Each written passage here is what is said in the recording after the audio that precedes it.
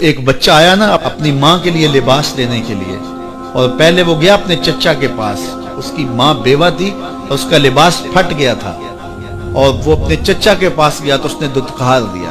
ماں نے اس کو روکا تھا بیٹا نہ جانا، لیکن اس نے کہا کہ تیرے بدن کے اوپر جو لباس ہے وہ بھی پھٹ گیا ہے اور جگہ جگہ سے جسم جھلک رہا ہے، تو میں اپنے چچا سے آپ کے لیے لباس لے کے آتا ہوں۔ پھر جو رویہ اس نے اختیار کیا تو واپس روتا ہوا آ رہا تھا، تو کسی نے راستے نے پوچھا کہ کیا ماجرا ہوا؟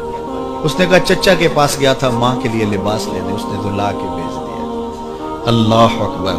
تو اس نے کہا کہ جا سین حرم میں محمد نام کا ایک شخص بیٹھا ہوا ہے، اگر تو اپنا دکھڑا اس کے سامنے پیش کرے تو وہ امید ہے تمہیں رد نہیں کریں گے، لیکن سن لے ان کا دین کوئی اور ہے۔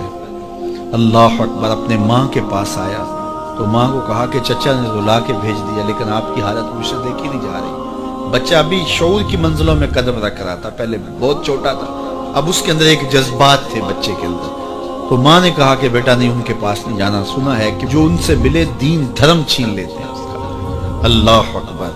تو حضور علیہ الصلوۃ والسلام کے پاس جانے سے ماں روکنے لگی، لیکن بچے نے کہا کہ امی میں پکا رہوں گا، بتوں کا وفادار رہوں گا، تم اس ٹینشن کو، اس پریشانی کو چھوڑ دو۔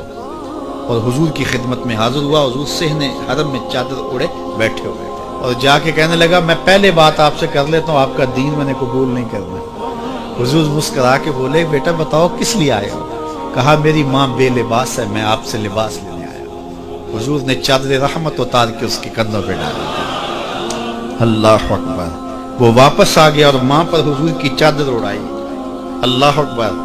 اور ماں نے کہا کہ بیٹے اس نے اپنا دین تو نہیں تجھے دیا؟ کہا نہ، میں نے پہلے کہہ دیا تھا تیرے دین نہیں مانوں گا۔ ماں کہنے لگی پتر اس کا دین ماننا چاہیے، یہ جس نے رحمت کی چادر ہمارے سر پہ ڈال دی۔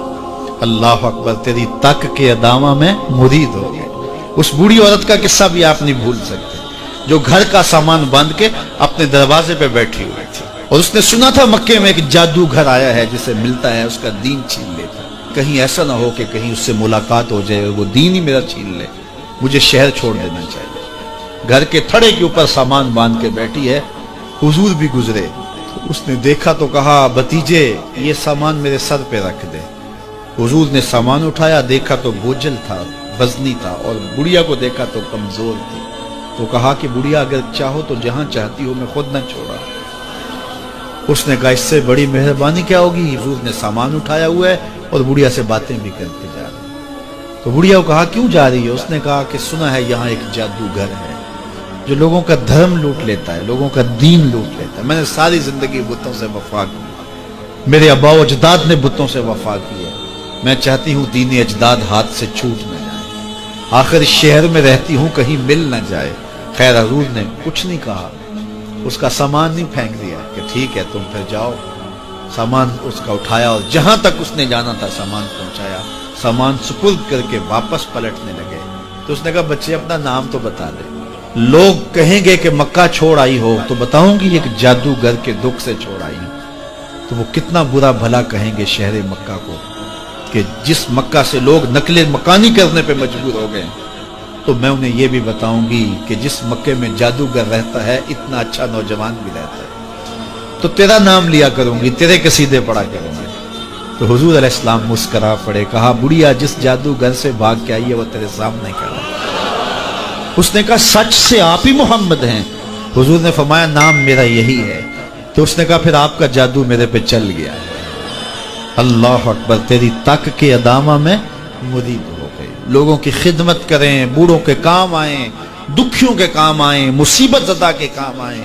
حضور یتیم ہو کے یتیم پرورتے، لاچاروں کی مدد کرتے، لوگوں کے گھروں میں پانی بھر کے دے دیتے، اور دکھیوں کے کام آ جاتے اور مصیبت زدوں کے کام آ جاتے۔ تو حضور سے پیار کرنے والوں، امت میں آپس میں حسد نہ پھیلاؤ، بغض نہ کرو، نفرتوں کے پہاڑ کھڑے نہ کرو، ایک دوسرے سے پیار کرو، جڑو، امت وحدہ بنے، اور اپنے ماحول کو، اپنی معاشرت کو ایک خوبصورت معاشرت کا رنگ دو، اور اپنی زندگی کو حضور کے نام کر دو۔